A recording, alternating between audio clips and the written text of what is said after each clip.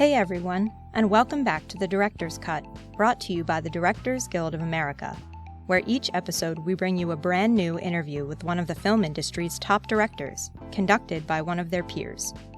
Remember to subscribe to our podcast on Google Play Music, iTunes, Stitcher, or on our SoundCloud page at soundcloud.com/thedirectorscut.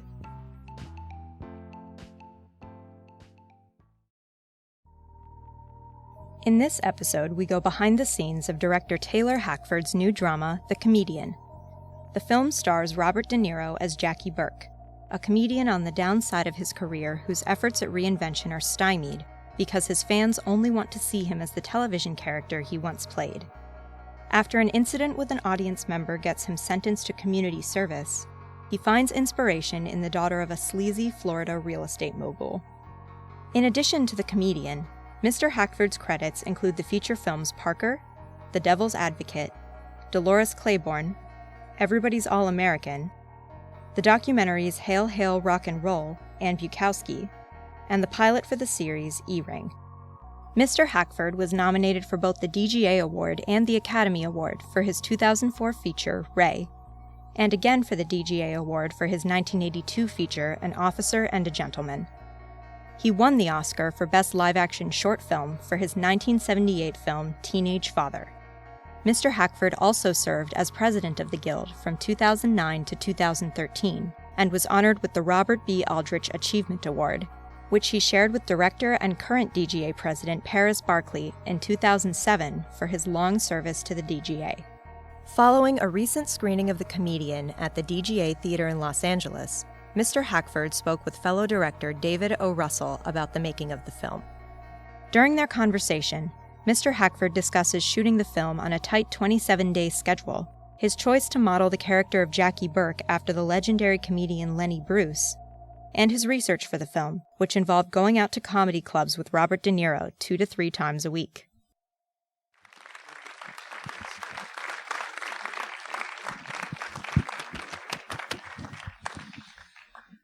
Thank you guys for coming out. It's an honor to be here with Taylor. I'd just like to talk about Taylor a little bit because I find his pedigree of filmmaking is very specific, and it's reflected in the music. So if you don't mind, Taylor, I'd like to just talk about you for 1 minute. There's a streak of authenticity in all of Taylor's work that goes back to the very beginning. His first picture was almost a documentary about Charles Bukowski, the great poet who was the subject of the Barbet Schroeder film Barfly. And then Taylor won an Oscar for his short film called Teenage Father. And he made a picture called The Idol Maker, again about music. An Officer and a Gentleman, Against All Odds. These are incredible films. White Nights, where he met someone named Helen Mirren when she came in for an audition that he kept her waiting for, notoriously. That's how you get somebody like that. You keep them waiting. Hail, Hail, Rock and Roll, phenomenal documentary. Everybody's All-American, Jessica Lange and Quaid, our man Quaid. Blood In, Blood Out, Dolores Claiborne. Devil's Advocate, big on the playlist in my 22-year-old's room. Big, with Keanu, right? Yeah. And Al Pacino and Charlize. Proof of Life, with notorious for the on-screen and off-screen Russell Crowe and Meg Ryan. Ray, for which he was nominated for an Academy Award as a producer and director, and which Jamie Foxx won the Academy Award for, deservedly. Extraordinary, wonderful picture. And your involvement in When We Were Kings is not written down here, which is one of my favorites of your involvements, which is, again, a very authentic picture about Muhammad Ali's trip to Africa, which has, isn't it James Brown who went down there?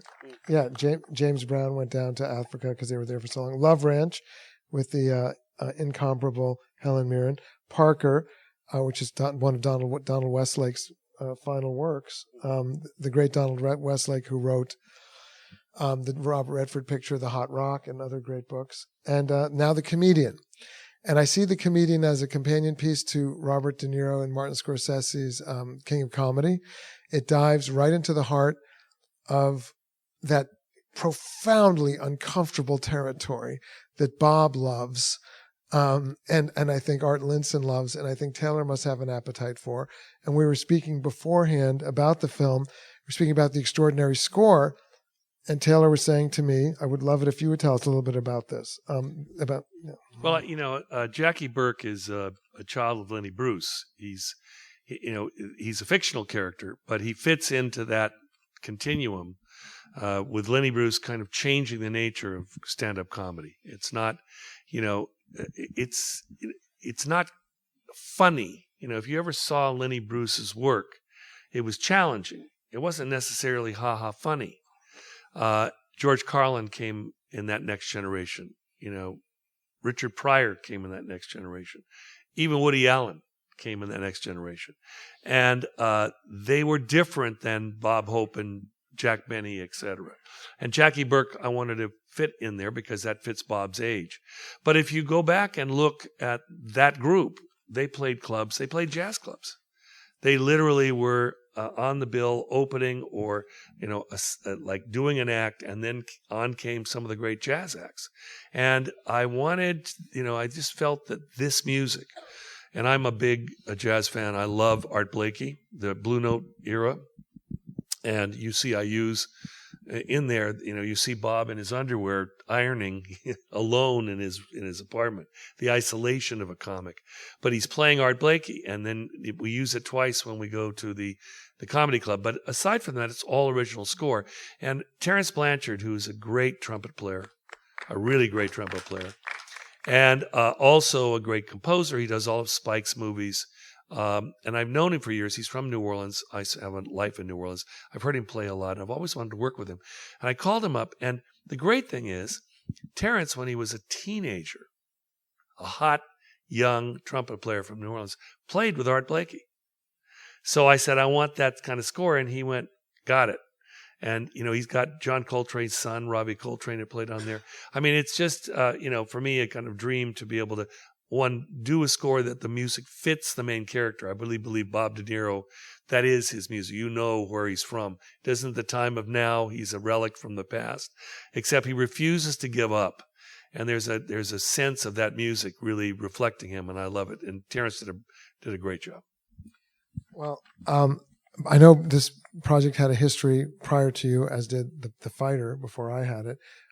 Can you tell us a little bit about that history? Yeah, I got a call that this script, which had been around for 7 years, and that Bob De Niro had been committed to all this time, with his very close friend Art Linson. They worked together a lot. Art's produced movies that Bob's been in, and they're very close. I read the script, and my feeling was just this: it was all over the place. It's a character study. It's not a tight narrative. But it was really clear that if Bob wanted, that it was impossible for him to skim this. He had to crawl into this character. He had to really get in there and go after it. And if he was willing to do that, I wanted to be along. I wanted to be part of it. And I met Art in London. And then I was in Italy when I read it. I went to London, saw him, and I went to New York and met Bob. And they invited me on. And it was, David knows, he's worked with Bob a lot. Marty's worked with Bob a lot. The De Niro character. You don't know what he's going to do. And we know him. He's an amazing person. If he was here on stage right now, he'd be very taciturn. You might call him inarticulate. He wouldn't give long answers, this kind of thing. We also know the mind is amazing. It's like a trap. There's nothing that gets by Bob De Niro. And I had this weird kind of thing. I work with actors. I love actors. I live with a great actor. But, you call sometimes and you're trying to get them and they're busy or they're doing publicity or doing... Bob De Niro, you send him a text and I swear within 3 minutes he's back. You leave a phone call. He's called you back. And I'm saying, Bob, I want to talk to you. Where are you? I'm in the Seychelles. Wait a minute, you were in New York yesterday. Yeah, well, I had to come there. But the point is, he's very busy. He's a big businessman. He's got lots of projects. I've never seen an actor respond as quickly and as conscientiously as De Niro. Now, that belies the guy that you see. So, this was his project. He invited me on. And the great thing about Bob De Niro is that he wants direction.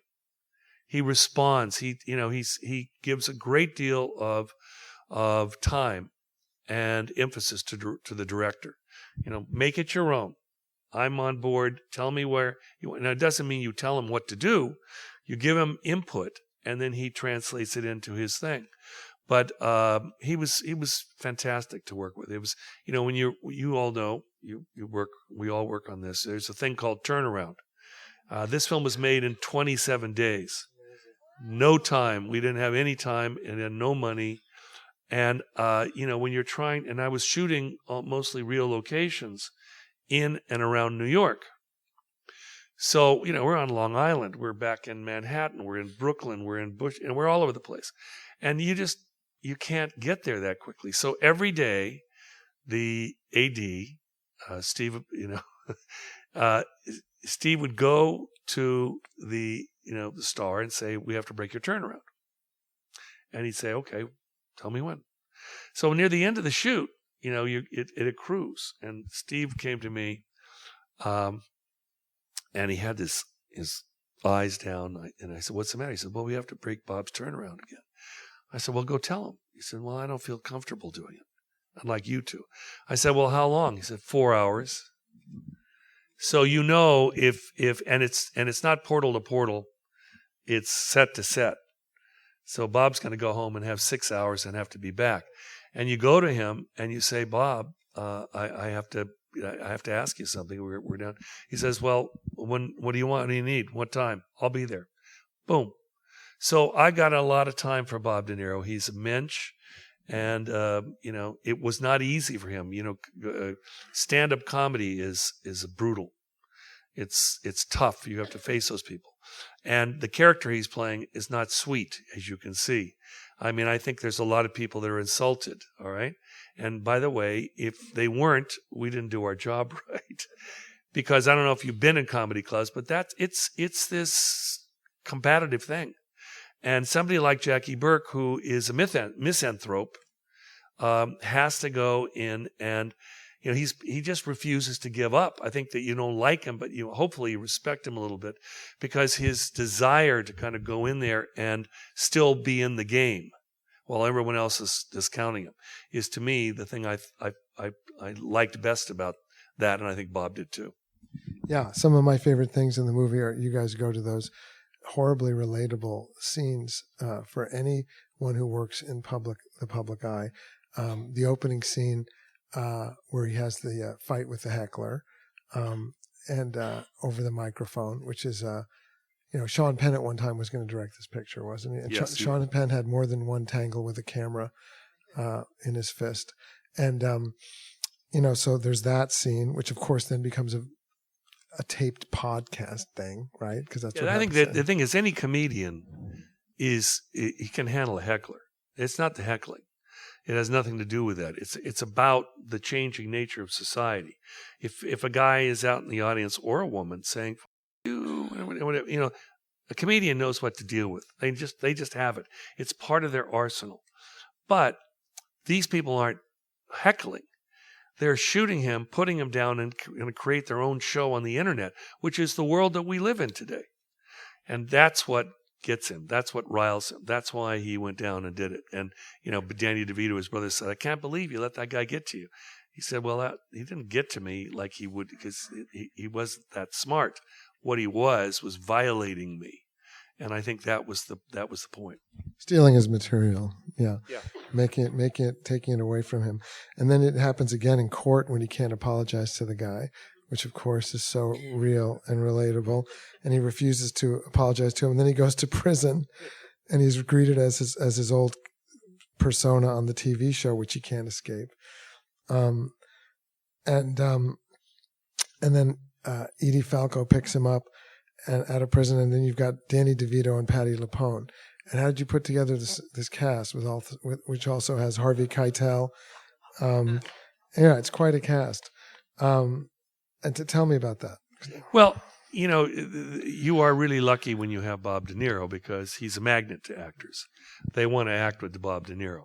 It's but these are all veterans. These are all. I mean, listen. One of the things, if you got 27 days, I'm not. Listen, there's other people who shoot even shorter schedules, but we had a lot of real locations. We did not shoot in studios. It's tough. You better have horses, thoroughbreds, and these people were all veterans, and they knew. And we didn't have a lot of time. You go in and what I wanted in this piece was a kind of spontaneity. I wanted to be able to go in. I mean, I love his work, love it. When he goes in, you feel those people are alive. There's a kind of, it's very specific what David does, but there's also a chaotic.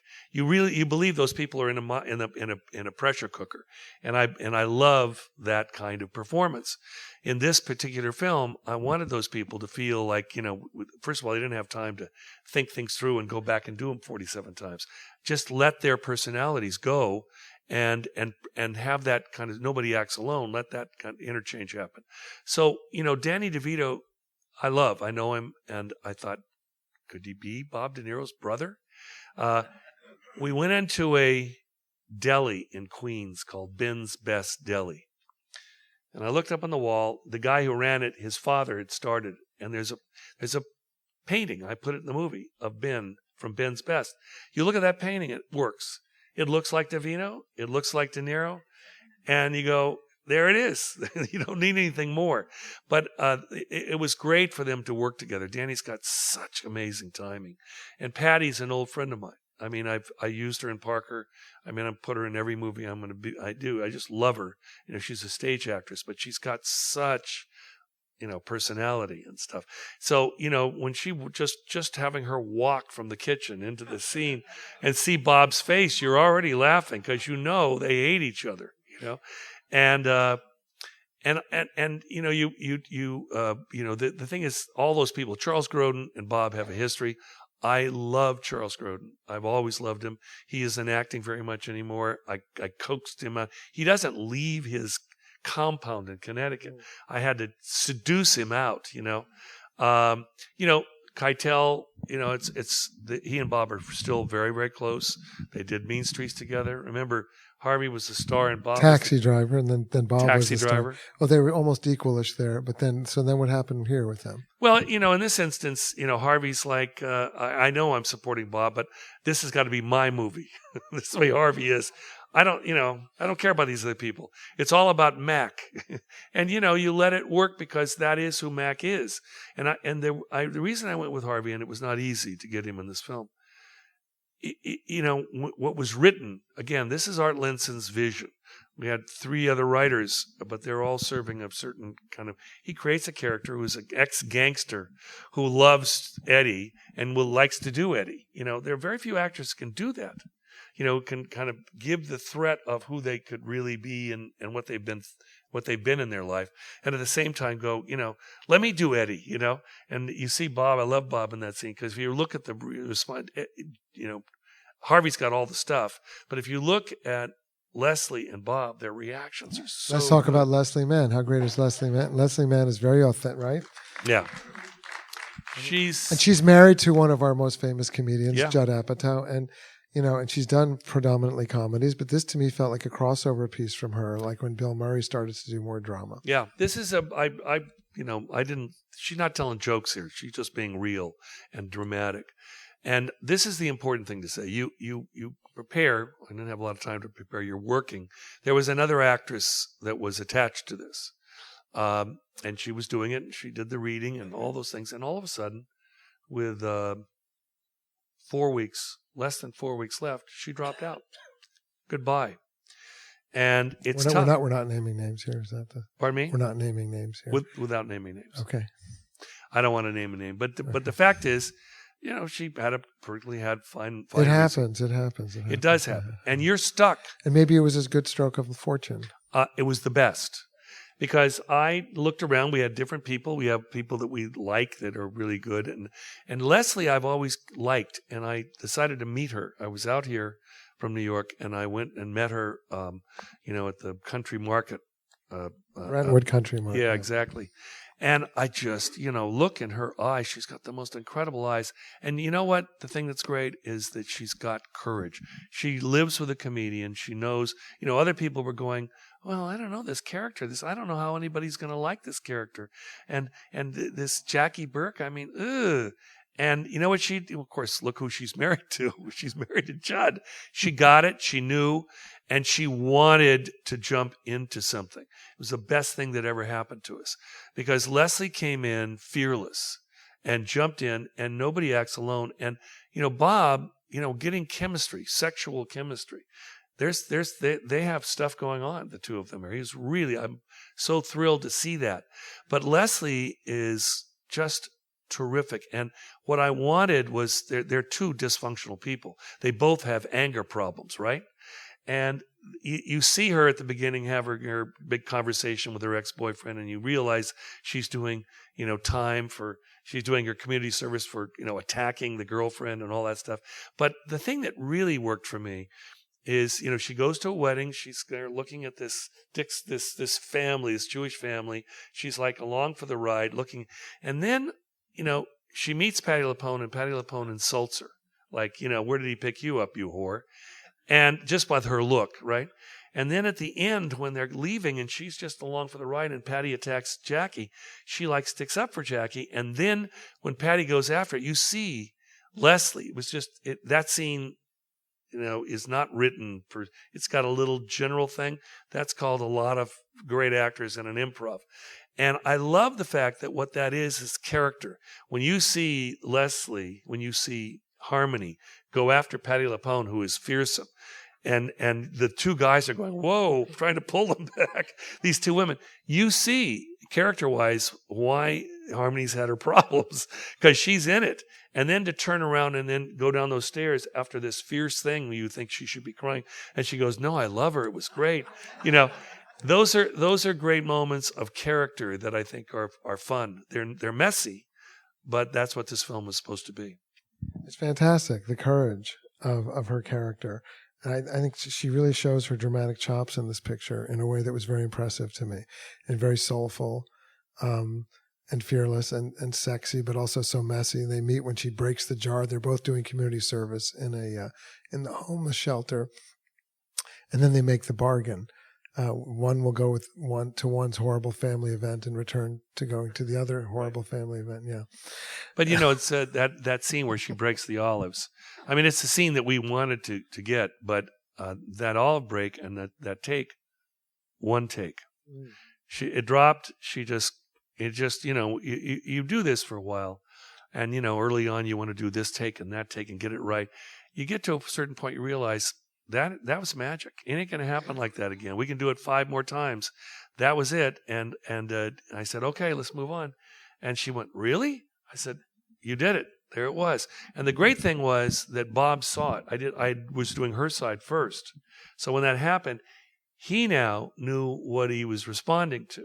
And he did, he was riffing, that whole thing. I'll be outside, just like with all the homeless people, you'll see me on the street sleeping. It's all ad-libbed, That was Bob De Niro, because she like juiced him up. She provoked him, and he was then doing it. And, it's a different De Niro you're seeing. It's not that harsh Jackie Burke. There's a lightness. There's a sense like he says, God, who is this woman? She's I think that people have to understand, he said, why would he go down to Florida? Well, he's a guy who's been through it. There's no one in his life. You see he's there alone. He hasn't seen his family. All of those things that are the alienation of stand-up comics. It's real. They're not warm. They don't see them laugh a lot. But she sparked something in him. And they had one night together, and he's going, my life is shit. May died on stage. All of those things. He said, why not? I'll take the $25,000. I'll go down and look her up. And I believe, to me, she's worth looking up. She was very cool. Yeah. You see it on face value. So often this happens with movies. Like when Brad Pitt was in Inglourious Basterds, and I saw the trailer, many people scoffed at it because we thought, oh my God, Brad Pitt with that accent, how are we ever going to buy that? I then subsequently became a tremendous fan of it. Likewise with this, you think, my goodness, Leslie Mann and Robert De Niro was a couple, but I got pulled right into it, and it felt very authentic to me, and her vulnerability was very authentic. And it was really fun for me to watch him have to square off against Harvey as the father and watch that antipathy and to have it end up at that nursing home. It's just one horribly awkward scene after another. And just this, the worst, it's like the worst at a nursing home. He's doing nursing home comedy, then with the poopy joke that goes viral. But then back earlier, another great scene that many of us can relate to is when you're speaking to somebody, it could be anybody in your life, you don't have to be in show business, who has their feet up in the desk, metaphorically or literally. And I love that his character calls that out and won't have anything to do with it. And it's often someone a fraction of your age. Well, it's interesting that the actress who played that was named Beth Malone. She was nominated for a Tony. She was in Fun Home. She was the kind of the star of Fun Home.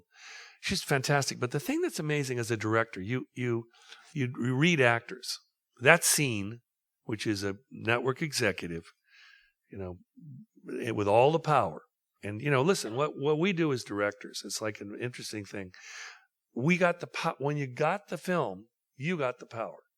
As soon as the film's over, you go back to being a pauper. You go in with your hat in your hand, begging for alms. And they're going, no, no, no, no. And you go, you keep trying, you got a vision. It doesn't matter how successful. Maybe if you have a huge, huge hit, you get the next shot. But you're always going in begging for alms. And, going to networks, some of you work in TV, some of you work in features. Networks are brutal. They're just the worst because the people there, first of all, there's a lot of them in the room, a lot.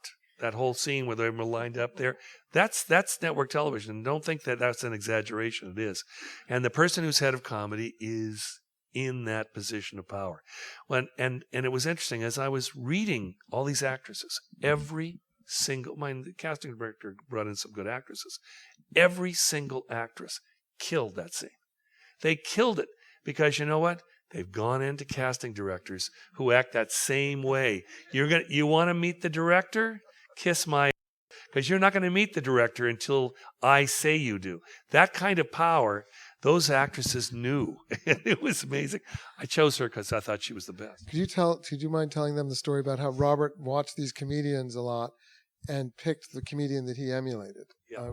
With this thing, yeah, with the interior monologue thing. When you have Robert De Niro, it's not, it's a collaborative thing. Like I said, he invited me on the project, but he also gave me the incredible gift of saying, I want to be directed.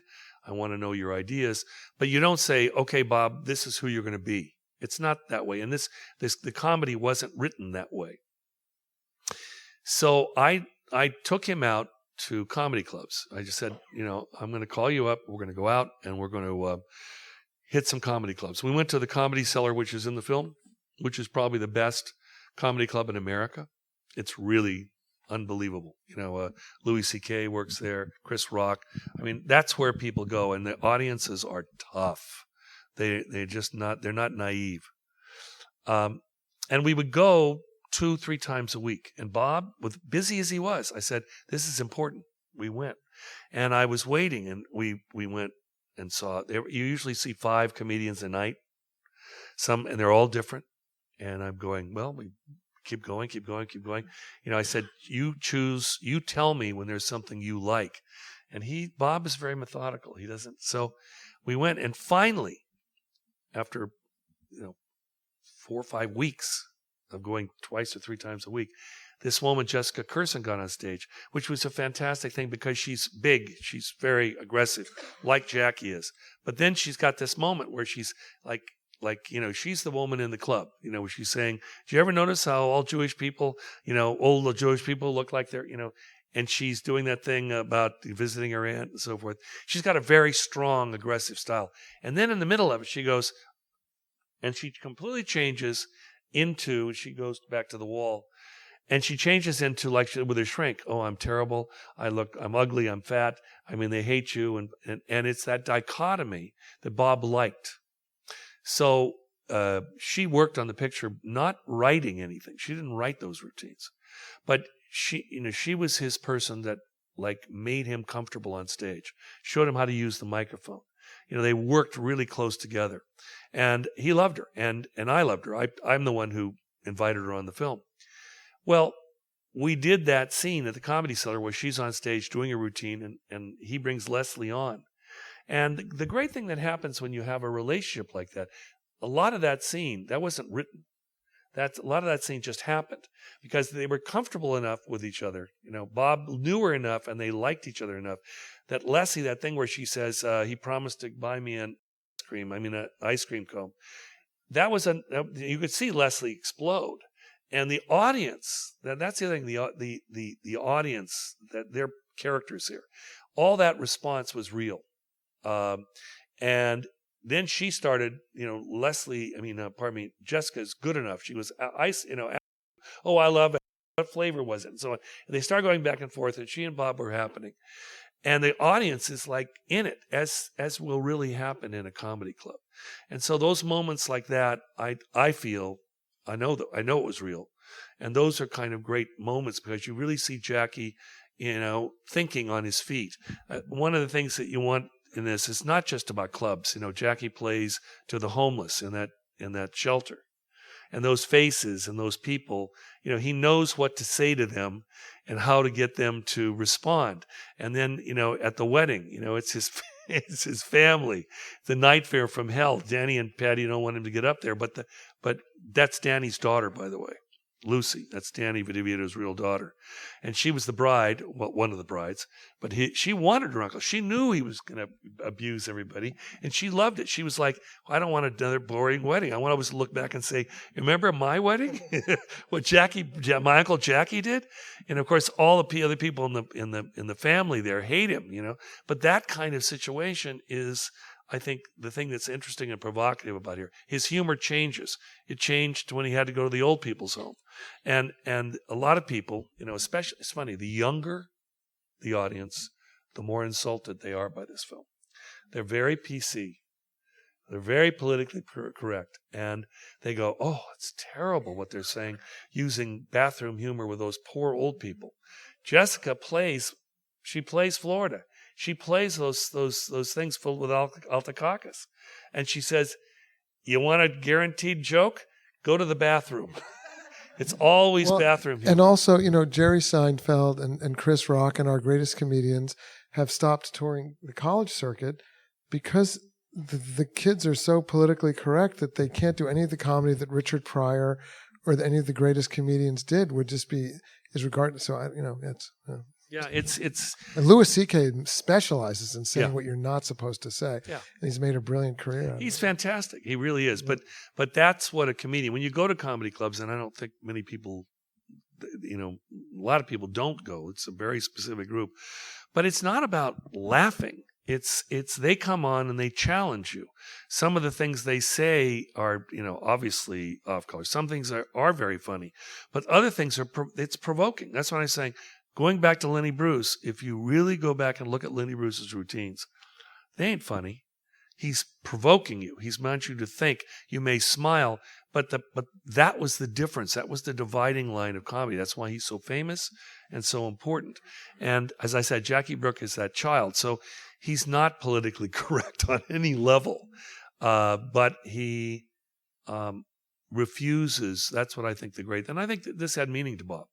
Has meaning to all of us that are of a certain age and want to be relegated to the scrap heap, and you refuse to do it. It's that process of that has meaning to him, and that's what he wanted to do with Jackie. And like I said, you may not like him, but at the end, you kind of have to have some respect for him, not giving up. Very well said, Taylor. I think we're out of time. I want to thank you for this film, and thank everybody for coming out. It's a beautiful picture. And thank you. Thanks, everybody. Thank you, David. It's great.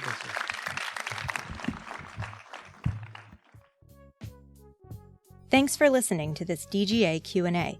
Check out past episodes of the podcast by subscribing wherever you listen to podcasts or on our website at dga.org/podcast. We'll have a lot more episodes coming your way over the next several weeks, so stay tuned. If you haven't already, please subscribe to The Director's Cut on iTunes, Google Play Music, Stitcher, or our SoundCloud page so you won't miss an episode. Also, if you're enjoying the podcast, please leave us a review. We'd love to hear your feedback. Thanks for listening, and have a great week. This podcast is produced by the Directors Guild of America. Music is by Dan Wally.